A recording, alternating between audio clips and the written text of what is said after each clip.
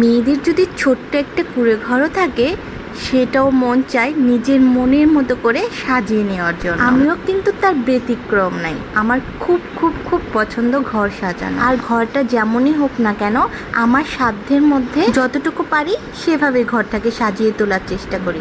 আর এই যে গাছগুলো দেখছেন, এগুলো হচ্ছে আমার বরের খুব শখের গাছ, কিন্তু ওর খুব পছন্দ। আর এই গাছগুলো একদম সুন্দর মতো সাজিয়ে তুলেছে কিন্তু ও নিজেই। আর ঘরের সৌন্দর্য ফুটিয়ে তোলার জন্য গাছ কিন্তু অসাধারণ ভূমিকা পালন করে। আর যাই হোক, আমার সামান্য বুদ্ধি দিয়ে আমি আমার এই ঘরটাকে কিভাবে এই ছোট্ট ডেকোরেশন করলাম, আসুন সেটাই শেয়ার করি। আমাদের দুজনের অল্প দিনের খুব ছোট্ট একটা সংসার। এই সংসারে কিন্তু তেমন কিছু করতে পারি, শুধু আমার যতটুকু প্রয়োজন 2 থেকে 3 মাস থাকার জন্য ততটুকুই করেছি। আর 2 থেকে 3 মাস থাকার জন্য এর বেশি প্রয়োজন হয় না। অনেকেই কোশ্চেন করতে পারেন 2 থেকে 3 মাস মানে, এই অ্যান্সারটা আমি অন্য কোনো ভিডিওতে দিয়ে দিই। কেন আমরা 2 থেকে 3 মাস বাহিরে থাকি।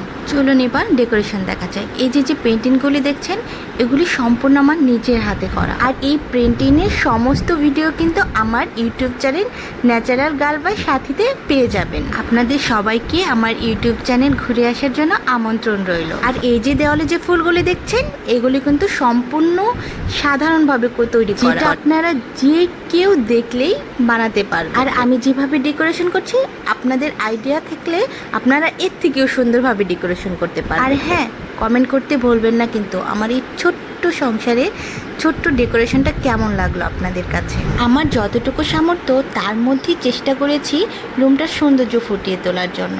আশা করছি সবার ভালো লাগবে। আজ এই পর্যন্তই। ভালো